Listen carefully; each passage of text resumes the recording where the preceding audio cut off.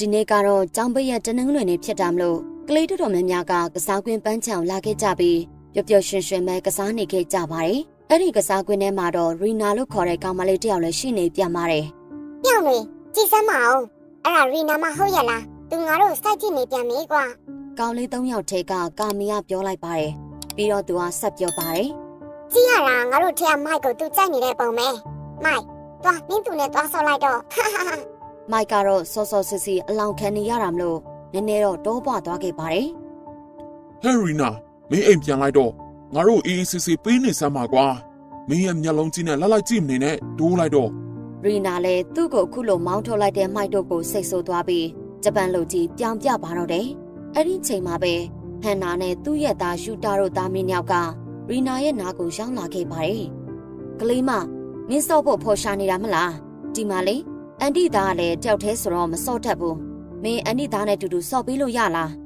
းအဲ့ဒီနောက်တော့ဟန်နာကအလုပ်ကိစ္စတစ်ခုနဲ့ခဏထွက်သွားပြီးဟန်နာရဲ့သားဖြစ်သူယူတာနဲ့ရီနာတို့ပဲကြံခဲ့ပါတော့တယ်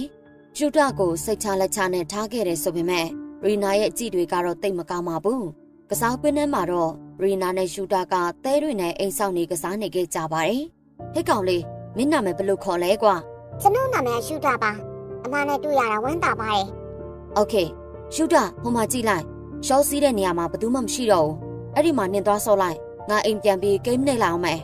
ရီနာကပြင်းစရာကောင်းတဲ့ယူတာနဲ့မဆော့ချင်ပါဘူးဒါပေမဲ့ယူတာကရီနာရဲ့ခြေထောက်ကိုရုတ်တရက်ဖတ်ထားလိုက်ပြီးအမမတော်ပါနဲ့ဗျာအမသွားရင်ကျွန်တော်တယောက်တည်းဖြစ်နေမှာပေါ့မတော်ပါနဲ့နော်ကျွန်တော်နဲ့ကစားပေးပါအောင်ဗျာအခုတော့ရီနာကသူ့ရဲ့ဖုံးကွယ်ထားတဲ့ dark side တွေကစတင်ထွက်လာခဲ့ပါပြီသူ့ရဲ့ dark side ကအနိုင်ကျင့်ချင်တာပါအခုလည်းရီနာကရှူတာကိုအနိုင်မကျင့်ချင်လို့ထွက်သွားဖို့လုပ်နေပေမဲ့ရှူတာကတားလိုက်တဲ့အခါမှာ Oh my god ရှူတာရေမင်းနားထဲမှာခုကောင်ကြီးတစ်ကောင်ရောက်နေပါလားဟမ်ပါကြီးကျွန်တော်နားထဲမှာခုကောင်ကြီးဟုတ်လားအဲ့ဒါကြီးကိုကျွန်တော်နားထဲထုတ်ပေးပါအောင်ရီနာကရှူတာနားထဲမှာဘာမှမရှိတာကိုခုကောင်ရှိတယ်လို့ရှောက်ပြောပြီးသူ့ရဲ့အားကြီးနဲ့ရှူတာနားထဲကိုထိုးထည့်လိုက်တဲ့အခါမှာတော့ရှူတာလည်းတအားရနာပြီးအော်ငိုပါလျော်ရီနာကတော့အနိုင်ကျင့်ရတာကိုတိတ်သဘောကျနေခဲ့တဲ့သူမလို့ရှူတာငိုနေတာတောင်ကြည့်မဆိုင်ပါဘူးအခုလည်းတခြားနေရာကိုထွက်သွားခဲ့ပြန်ပါတယ်ရီနာကရေစင်တစ်ခုနားကိုသွားပြီးမျက်နှာတက်နေတာဖြစ်ပါတယ်အဲ့ဒီချိန်မှာပဲရှူတာကသူ့နားကိုရောက်လာခဲ့ပါတယ်ကျွန်တော်လည်းရှင်နည်းနည်းလောက်တောက်ချင်တယ်အမရီနာကဘာမှပြန်မပြောပါဘူးရီနာကရှူတာကိုအချိန်တော်ကြောင်စိုက်ကြည့်နေခဲ့ပါတယ်တိတ်မကြပါဘူးရှူတာကိုမှားပြီးရေထဲကိုနှစ်ပါတော့တယ်အဲ့ဒီလိုရေနှစ်ပြီးအနိုင်ကျင့်တာကရှူတာသေတော့မလို့ပါဖြစ်သွားခဲ့တာပါဒီနောက်မှာတော့ရှူတာကရီနာကိုတော်တော်ကြောက်သွားခဲ့ပါပြီဟေးရှူတာမင်းအဲ့ဒီမှာဘာလုပ်နေရတော့မင်းရဲ့အမငါနဲ့မကစားချင်တော့လားချားတိတ်လေးရမကစားချင်တော့အမကျွန်တော်ရဲ့နားထဲကိုလည်းလက်ကြီးနဲ့နှိုက်ပြီးနားနာအောင်လုပ်တယ်ရေကန်ထဲကိုလည်းနှိပ်ဖြစ်တယ်ကျွန်တော်သေတော့မလို့ပြလာစမ်းမရှူတာလေးရမင်းနဲ့ငါဓာတ်ခုတ်တန်ကစားကြရအောင်ကွာအဲ့ဒါပြောစရာကြီးကွာ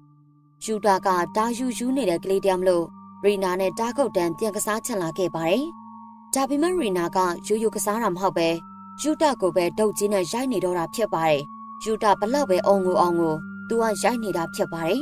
အတော်အနိုင်ကျင့်တတ်တဲ့ရီနာပါပဲဒီနောက်မှာတော့ပိုဆိုးသွားပါတယ်အဲ့ဒါကတော့ယူတာကိုအမြင့်တနေရာကနေခုန်ချခိုင်းနေတာပါဟေးယူတာဘာမှမဖြစ်ပါဘူးကွာခုန်ချလိုက်စမ်းပါမင်းယောက်ျားမဟုတ်ဘူးလားကွာမင်းမခုန်ချရင်မင်းကအချောက်ကြီးလို့ငါရှောက်ပြောပြစ်မှာနော်ပြီးရင်စောနာလို့လဲတုံးနဲ့ရိုက်ပြစ်မှာကြားလားခုံလိုက်လေခုံအမကျွန်တော်ကြောက်တယ်ဗျဒါတော့အမြင့်ကြီးကခုံချရအောင်ကျွန်တော်စူပါမန်မဟုတ်ဘူးဗျကျွန်တော်ကျိုးသွားမှာပေါ့ယူတာတယောက်တော့ရီနာကြောင့်တော်တော်လေးကိုဒုက္ခရောက်နေခဲ့တာပါကံကောင်းတာကတော့သူ့ရဲ့မိဟန်နာကပြန်ရောက်လာခဲ့ပါတယ်မင်းကတော့ဘာတွေလုပ်နေရလဲသူဘာလို့အဲ့ဒီပေါ်တက်သွားတာလဲပြောအန်တီတာတော်တော်ဆိုးတဲ့ကလေးပဲသူကလေသမီးချောကလက်ဝယ်မကျွေးရင်အဲ့ပေါ်ခုန်ချပြစ်မယ်လို့ပြောနေတယ်သမီးတားနေတာမရဘူးအဲ့ဒီပေါ်တက်သွားတယ်ဟန်နာကရီနာလိန်သမျှကိုတတိမထားမိခဲ့ပါဘူးယူတာသားလေးအဲ့ဒီပေါ်ဆင်းခဲ့စမ်းပါကွယ်အမေသားစားချင်တဲ့ချောကလက်ဝယ်ကျွေးပါမယ်အဲ့ဒီနောက်တော့ရီနာကကစားကွင်းထဲကနေထွက်သွားခဲ့ပါတယ်ဒါပေမဲ့တိတ်မကြပါဘူးယူတာကရီနာနောက်ကိုလိုက်ပြေးလာခဲ့ပြန်ပါတယ်ယူတာငါတို့ဘယ်လိုပဲပုံကစားခဲ့တယ်ဆိုတာမင်းအမေကိုပြောလိုက်သေးလားပြောစမ်းဟမ်ကျွန်တော်အမေကိုဘာမှမပြောရသေးပါဘူးအမပြောသလိုပဲချောကလက်ဝယ်မကြည့်လို့အဲ့ဒီပေါ်တက်သွားတာလို့ပဲခြေထားတယ် မင်းကတော်သားပဲကွာလာစမ်းပါကွာငါတို့နောက်ထပ်တနေ့ကစားကြမယ်လာဒီမှာငါပေါ်လုံးကိုပြစ်လိုက်မယ်မင်းအဲ့ဒီပေါ်လုံးပြန်ကောက်လာခဲ့လိုက်ကြားလား ဟမ်အမအဲ့မှာခွေးကြီးကိုလည်းကြည့်အောင် तू ကတကယ်ကိုကြိုက်မှာဗျာ तू ထားကြိုက်ရင်ဘယ်လိုလုပ်မလဲဗျာ ဘာမှမဖြစ်ပါဘူးကွာမင်းကလည်းယောက်ျားဖြစ်ပြီးအကုန်ကြောက်နေရပဲရီနာကပျော့ပျော့ဆူဆူပဲပေါ်လုံးကိုခွေးရှိတဲ့နေရာကိုပြစ်ထည့်လိုက်ပါတော့တယ်သွားတော့ယူတာပေါ်လုံးသွားကောက်လိုက်ယူတာလည်းနောက်ဆုံးတော့ပေါ်လုံးသွားကောက်ဖို့လှုပ်လိုက်ပါတော့တယ်ခွေးရအစကလေးကတော့ပွားနေတာမလို့သူ့စီပေါ်လုံးလာကောက်တဲ့ယူတာလေးကိုကိုက်ပြစ်ပါလေရောယူတာရဲ့အုံကိုတန်လေးနဲ့ခွေးကိုက်တန်တွေကဆူညံနေတာတော့ရီနာကတော့ပြီးမဆိုင်ပဲထွက်ပြေးသွားခဲ့ပါတယ်သူကတော်တော်လေးကိုအနိုင်ကျင့်နေဆိုတာထက်စိတ်တဆဆန်ဆန်ဖြစ်နေတာပါအဲ့ဒီဖြစ်ပျက်ကြီးဖြစ်သွားခဲ့တာကနှစ်ပေါင်းတော်တော်ကြာသွားခဲ့ပါပြီအခုတော့ရီနာလည်းအသက်ကြီးပြီးအရန်ကိုချောမောလှပတဲ့မိန်းကလေးတစ်ယောက်ဖြစ်နေပါပြီနင်သိလားငါငငယ်ကတော်တော်စိုးခဲ့တာလေစိုးတာထက်ကိုပိုတယ်ဟာငါအပြစ်တွေအတွက်အဲ့ဒီကောင်လေးကိုတောင်းပန်ချင်လိုက်တာအခုတော့ရီနာကကောင်လေးတစ်ယောက်ရထားပြီးအရှင်ကအကြောင်းတွေကိုပြန်ပြောနေတာဖြစ်ပါတယ် ချစ်လဲရီနာနင်ဒီအကြောင်းတွေကိုကို့ဘာလို့လာပြောနေရလဲကိုလိုခဏတွေ့တဲ့အချိန်မှာကောင်းတာတွေပဲပြောတင်တယ်ထင်တယ်ကျမတာတွေပြောနေတာအလကားပြောနေတာမဟုတ်ဘူးကျမရှင့်ကိုဝန်ခံစရာကိစ္စတွေအများရှိတယ်ကျမလေအဲ့ဒီကောင်လေးယူတာနဲ့အရှင်တနေ့ကပြန်တွေ့ခဲ့တယ်သိလား Oh my god ယူတာမင်းနဲ့တခါပြန်ဆောင်ရပြန်ပြီနော်မင်းတော့တော်တော်ကြီးလာပြီပဲမင်းကငါလိုက်ရှာပါသေးတယ်မင်းတို့ကငါတို့မြို့ထဲကနေပြောင်းသွားပြီဆိုတာပဲငါကြားခဲ့ရတယ်လေငါလိုက်ရှာတာဘာလို့လဲသိလားငါအနိုင်ကျင့်ခဲ့သမျှကိုခံခဲ့တဲ့ဒီဟာယူတာလေးကိုတောင်းပန်ချင်လို့ပါဟောဘလို့ပါအမရအဲ့ဒီတုန်းကကျွန်တော်ရောအမရောကငငယ်လေးပဲရှိသေးရလေဘာမှမစင်စားတတ်သေးဘူးစင်စားတတ်တာတော့ကျွန်တော်လေအမကိုချစ်မိနေတာပဲအဲ့ဒါကြောင့်ကျွန်တော်အမအနိုင်ကျင့်တဲ့အမကိုစိတ်မဆိုးဘူးဟမ်တကယ်ကြီးလားယူတာမင်းကချစ်စရာလေးပဲကွာငါမင်းပြောတာလက်ခံလို့ရပါတယ်ဒါပေမဲ့ငါရဲ့အနိုင်ကျင့်ချင်တဲ့စိတ်ကိုတော့အခုထိငါဖျောက်ဖျက်လို့မရသေးဘူးနော်သိလားဝေါအမကျွန်တော်ပြောတာလက်ခံနေဟုတ်လားအဲ့လိုပဲဆိုပါတော့လေအဲ့ဒီနောက်တော့ယူတာနဲ့ရီနာတို့ကချစ်သူတွေဖြစ်သွားခဲ့ကြပါတယ်ပြောရရင်တော့ရီနာကတခြားကောင်လေးတွေကိုအပျော်တမ်းတွေးခဲ့တာပဲရှိတာပါဒီနောက်မှာတော့ရီနာတို့ထိုင်နေတဲ့နေရာစီကိုယူတာရောက်လာခဲ့ပါတယ်ဟယ်လိုယူတာကစပြီးနှုတ်ဆက်လိုက်ပါတယ်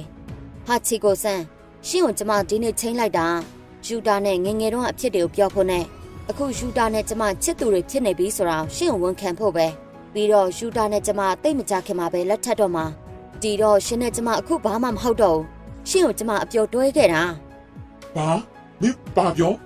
ဟာချီကိုဆန်ကတော့အသေးကွဲပြီးကြံခဲ့ပါပြီသူဟာရီနာရဲ့လူသုံးအပျော်တွဲတာခံခဲ့ရသူပါပဲဒီလိုနဲ့နှစ်တွေအများကြီးထက်ကြသွားခဲ့ပါတယ်အခုဆိုရီနာနဲ့ရှူတာမှာကန်းကြီးဆိုတဲ့သားလေးတယောက်ပါထက်ရလာခဲ့ပါတယ်ရှူတာကအလုတ်ရှုပ်တတ်သူဖြစ်တာမလို့အခုလည်းသူ့အိမ်ကိုပြန်လာတာ2နှစ်တောင်ကြာသွားပါပြီအဲ့ခန်းထဲမှာတော့ရီနာကသူ့အမေနဲ့ဖုန်းပြောနေခဲ့ပါတယ်အမေယူတာတော့သမီးတို့ထားသွားပြီထင်ပါတယ်သူပြန်မလာတော့ဘူးအမေလာစရာမလိုပါဘူးဒီကိစ္စကိုသမီးပါတာသမီးလှုပ်လိုက်မယ်ကန်းကြီးရဲ့သွားအမေကိုလာမရှုံနဲ့ဒီမှာဖုန်းပြောနေတယ်အဲ့ဒါဆိုဒါပဲနော်အမေဒီမှာသမီးလှုပ်စရာလေးတွေရှိနေလို့အမေတားပိုက်စားနေပြီတစ်ချိန်ကရီနာရဲ့ dark side တွေကတဖြည်းဖြည်းပြန်ပေါ်လာခဲ့ပြန်ပါပြီထမင်းစားခန်းမှာတော့ရီနာကကန်းကြီးကိုစိုက်ကြည့်နေခဲ့ပါတယ်ဘလို့လဲရှူတာစားရတာကောင်းရဲ့လားအမေတားကန်းကြီးလေယူတာမှမဟုတ်တာယူတာအဖေလေအမေဘာတွေဖြစ်နေရလဲဟုတ်သားပဲဟိုသားကလေသားပင်ငယ်ငယ်တော့ပုံစံနဲ့တပုံစံနဲ့သားအောင်မြင်တော့မင်းဖေယူတာတောင်ပြန်တရိရသွားတယ်ထားလိုက်ပါရီနာရဲ့အနိုင်ကျင့်ချင်တဲ့စိတ်တွေကတခါပြန်ဖြစ်လာခဲ့ပြန်ပါတယ်အမေတားနေရောဆွဲတယ်တားနာတော့ပြတ်ထွက်တော့မှာပဲအမေရဲ့ဘာလို့ဆွဲရလဲရီနာရဲ့စကားသံတွေကအစပြောင်းလာပါပြီယူတာမင်းပဲချင်းနေငိုနေမှလည်းပြောစမ်းတားယူတာမဟုတ်ဘူးလို့ကန်းကြီး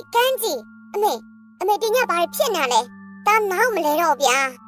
ဘာမှမဟုတ်တာနဲ့ငိုမနေစမ်းနဲ့ယူတာလာပန်းချန်သွားရအောင်ငါတို့ပန်းချန်မှာကစားနေတဲ့အများနဲ့ကစားဖို့ကြံသေးတယ်ကွာ